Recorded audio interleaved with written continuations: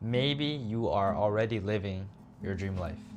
I've been recently thinking a lot about this question, that maybe as of right now, as I'm overworked, going through these struggles, these difficult times, not sleeping much, working on my own brand, business, whatever I'm working on, not having time to go out, hang out with friends, etc., that maybe this is what I actually wanted. A lot of us want the end goal, the end vision, the beautiful house, the nice cars, the nice vacations or endless vacations we can go on whenever we want, 3 times a month, right? That beautiful family we always imagined. But those are only actually moments of our life.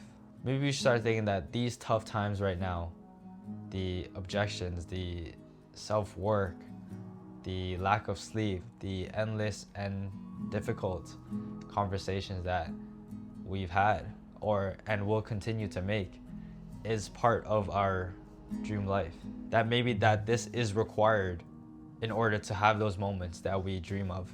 Because at the end of the day, a lifestyle is not just a moment, it's how you live your life. And I think about this a lot because what I'm working on right now, today, will take me to where I dream of, will take me to that end destination that I want. And maybe that these moments of going through it right now, that we should view it as a whole collective, that this is part of life, that this is what is required in order to achieve those moments that we ultimately want. What does success look like to me? I think that's a very tough question that I'm still trying to figure out and understand and configure in my mind in this season of life. But ultimately, it's the ability to do what I want when I want without having any time restrictions or financial restrictions. And I may not be there yet. I still have a lot of work to do and many years ahead of me in order to possibly obtain what I want. But having the freedom and time to actually work on myself, to work on these goals, doesn't that make me successful? At least to some degree, in a sense. People always say that the journey is what makes the end goal worth it. That it was never about obtaining something materialistically at the end of the hurdle, but it was who you've become along the way was the prize all along. I'm starting to really feel and understand that even in this moment right now, even if I'm at the starting point of my journey, working towards where I want to go, and I know it's far, and I know that I'm nowhere near it at this moment, that this is technically part of what I dreamed of, what I asked for.